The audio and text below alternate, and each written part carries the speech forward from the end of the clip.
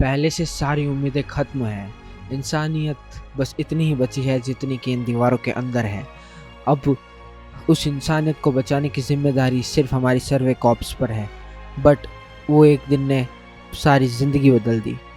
उस एक दिन जिस दिन कोलोसल टाइटन हमारी वॉल रोज के सामने दिखा था।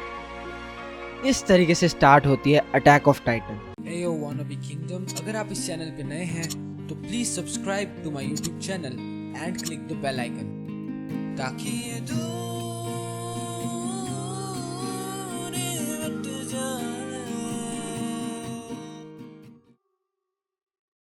जो कि एक बहुत ही अमेजिंग स्टोरी है।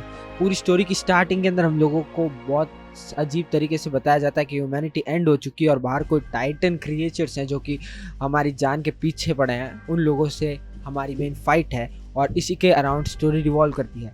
बट ये स्टोरी सिर्फ उतनी ही नहीं है। This story is much more special than that.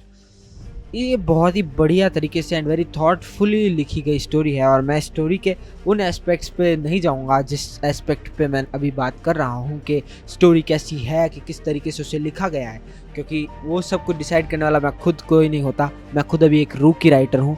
But definitely ये जो अटैक ऑफ टाइटन या शिंगेकी नो क्योजिन जो है वो एक मास्टरपीस है। मतलब मेरे लिए it's an inspiration. I am surely going to get a lot of inspiration from it और उसी से सीख के मैं भी कुछ बहुत ही कमाल की स्टोरीज आपके सामने लाने की कोशिश ज़रूर करूँगा। तो सीरीज़ की शुरुआत जो होती है और पहले 3 सीज़न तक जहाँ पर हम लोगों को स्टोरी लेके जाती है वो टोटल उस वॉल्स के अंदर की दुनिया को एक्सप्लोर करती है और उस वॉल के बाहर की दुनिया को कम एक्सप्लोर करती है। बट वहाँ पर भी वो लोगों ने बहुत सारी चीज़ों के जवाब दिए हैं जो कि रियल लाइफ में बहुत ज़्यादा रेलेवेंट है। इतना सब कुछ बवाल होने के बाद में फाइनल सीजन में जाकर पता चलता है कि एक और दुनिया है जो उस वॉल से बाहर है और वहाँ पर और लोग हैं और उन लोगों को एल्डियंस से कुछ प्रॉब्लम है।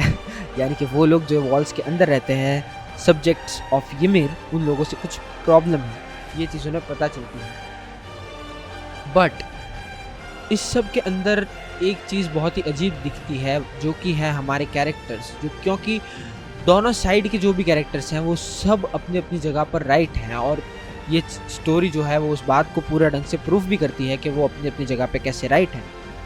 आपने अगर उसका फाइनल सीज़न देख लिया है तो इसके अंदर स्पॉयलर्स होंगे, सो स्पॉयलर्स मैं दे रहा हूँ। फाइनल सीज़न क्या देख लिया, अगर आपने पूरी सीरीज़ देख ली है तो उसके भी स्पॉयलर्स होंगे यहाँ पे। सो अभी छोड़ दो अगर देख रहे हो और नहीं तो सुनो आगे। तो सीरीज़ की स्टार्टिंग में बहुत सारी बातें जैसे अभी हमने डिस्कस की कि कैसे ह्यूमैनिटी एंड हो चुकी थी, फिर कैसे हम लोग वॉल्स के अंदर आए।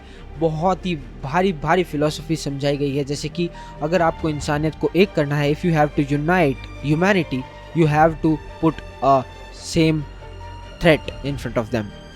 इस चीज़ को भी बहुत अच्छे तरीके से बताया गया कि कैसे टाइटन्स ने वॉल्स के अंदर के लोगों को एक करके रखा है और बहुत सारी डिफरेंट काइंड ऑफ पर्सनैलिटीज़ जो हैं वो इसके अंदर बताई गई है।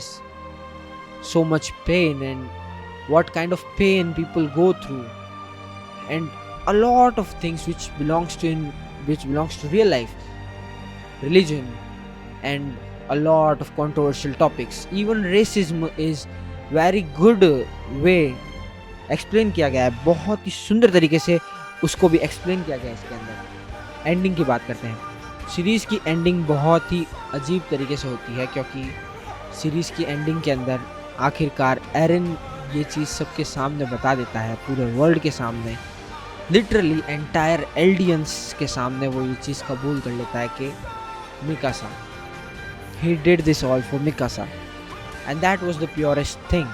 और किस तरीके से जो कि हमारे इशियामा सर हैं उन्होंने किस तरीके से इस पूरी स्टोरी को लव के अराउंड रिवॉल्व कर दिया और हमारे सामने प्रेजेंट किया, वो भी काफ़ी बेहतरीन है। He talked about everything, but everything started from love and ended on love. किस तरीके से जो ymir थी वो फ्रिट्स को लाइक करती थी, जो कि एक्चुअली में स्टॉकहोल्म सिंड्रोम टाइप लगा मुझे, like she fail in love with her own oppressor, उस टाइप का लगा मुझे। बट वो एक फॉल्ट थी ymir की, जो चीज़ ymir खुद एक्सेप्ट भी करती है in the course of time, इतना समय जब उसने वहाँ पर गुजार दिया था, कहाँ पर, द पाथ में. The path is the place where titans bodies are formed by ymir herself. So उस चीज़ के बारे में भी बहुत ब्यूटीफुली बताया गया कि ymir किस तरीके से खुद को गिल्टी समझती है and how only Mikasa can redeem her. उसने मिकासा को चूज़ किया और मिकासा के लिए एरिन ने कुर्बानी दी. That's so beautiful. In ymir and Fritz couple, the all each and every sacrifice is given by ymir. मुझे तो नहीं लगता कि फ्रिट्स उसे लव भी करता था ymir से, but whatever that is, that was not so much explored in the series. But what is explored is the relationship between Mikasa and Eren. Like literally it was a popular meme on the social media कि Eren मतलब Mikasa का सिर्फ एक ही dialogue है, that's Eren. It was a very popular meme, but in the end हमें ये पता चलता है कि Eren also loved Mikasa the same way. He chose to be the devil in front of the world to save her life. But in the end, Mikasa did never asked him to save her. She wanted to live a happy life with her. जो कि हमने Mikasa के dream sequence में देखा था, जहाँ पर वो ये इमेजिन करती है कि एरिन उसके पास आ चुका है और वो दोनों कहीं हिल्स पे एक अच्छी ज़िंदगी जी रहे हैं, जो कि कभी ट्रू नहीं हो पाया because he was the founding titan और सब वो ymir के कंट्रोल में था. Whatever that was, it all fan theory, but Eren chose to do that for Mikasa and Mikasa was chosen by ymir. इतना ब्यूटीफुली स्टोरी को write किया गया है. मैं बार बार में ये चीज़ कहूँगा क्योंकि सच में बहुत ही ज़्यादा ब्यूटीफुल था. Every man in the world wants Mikasa but no one wants to be Eren. ymir fell in love with her own oppressor. ymir squares off the sacrifice by the tragic love story of Eren and Mikasa. ymir ने एक बहुत ही गलत relationship रख के उसका मतलब जब तक वो वहाँ पे थी, द टाइटन्स वर्ल्ड में थी वो, तब तक उससे बहुत ज़्यादा परेशान हुई. बट एरिन एंड मिकासा का जो सेक्रीफाइस था, उसके बाद में all this titan abilities vanished from the universe, which actually gave nirvana to ymir and Eren too, and it gave a happy life to all the Eldians. Euthanization जो कि हमारा Zeke चाहता था कि Eldians were not be able to reproduce. Eren did the right thing. He let them reproduce, but he just removed that titan out of the equation. Even after that, now what we get is what will be happening in the future. एक बार के लिए story तो यहाँ and हो जाती है, but वो world अभी भी है ना, मतलब हमारे थॉट्स में. Let's have a thought experiment कि अब आगे क्या होगा. Like yes, it is also talked in the मांगा इटसेल्फ, क्योंकि अभी एनिमे का सेकंड सीजन नहीं आया है और उसमें इस बारे में कुछ बात नहीं हुई, बट मांगा में इस बारे में डिस्कस हो चुका है कि क्या हुआ the battle of heaven and earth के बाद में. So what I speculate is people will start forgetting the bad history with Eldians, because that's what we all have to do. We have to forget that past and we have to give the chances to each other again.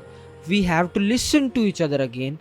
We have to talk with each other again, because until we see the scenes from far, until we see the other from far, जब तक हम दूसरों को दूरी से देखेंगे, एक distance से देखेंगे, तब तक वो लोग हमें दानव जैसे ही दिखेंगे. जब पास जाके देखेंगे तो वो दानव का जो हॉर्न्स थे वो क्राउन दिखेंगे.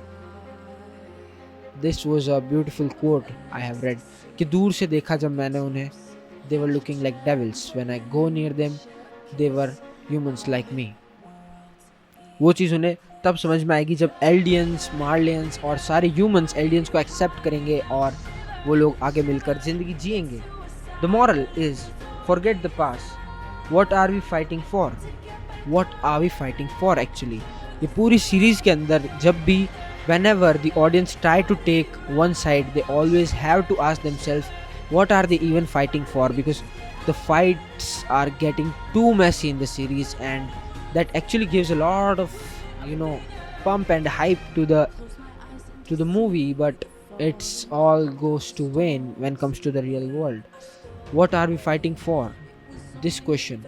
Why are kids involved? Like, Gabby was a character who was filled with hate in the series, while the other characters, we see other fellow kid characters, in which that girl जिसको Sasha ने save किया था, the girl who was saved by Sasha, she also was very kind until she knows that Gabi was the one who killed Sasha. So those are a few things which makes the story more depth. Now I gave you a perspective of how to see this story, how to see Attack of Titan. So now you can rewatch it, you can reread it. You will find a lot more hidden details about the series, that how is this so beautiful in itself. I read the manga, final chapters मैंने पढ़ लिए हैं क्योंकि अभी anime and नहीं हुआ. सो अब क्योंकि मैंने फाइनल चैप्टर्स पढ़ लिए हैं, but still I am going to see the anime. I am waiting for the season 2 because you know it, whenever I see it, whenever I read it, it just gives me new ideas and new thoughts, and I learn about that world and implies like actually वो जो world है, it's based on our world, it's based on our history. Like you can see the handbands look like Nazi era Germany. I really can relate to it. It was a part of our history. So it is everything happening in the movie or in the anime or in the manga. Attack of Titan, Shingeki no Kyojin is inspired from real world. So that helps us to somehow relate and somehow learn a lot about the real world too. So I hope you guys are going to see it. Follow me if you have not already, and please don't forget to click the bell icon and keep smiling. I love you all and I will see you in the next one. And yes, if you think कि कुछ और details मैं miss कर चुका हूँ इस podcast में, तो आप वो भी मुझे ज़रूर बताइएगा, मैं उसको भी इंक्लूड करूँगा इसमें.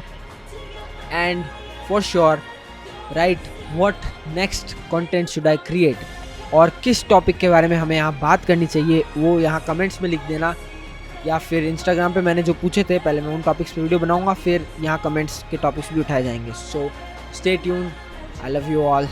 Bye bye.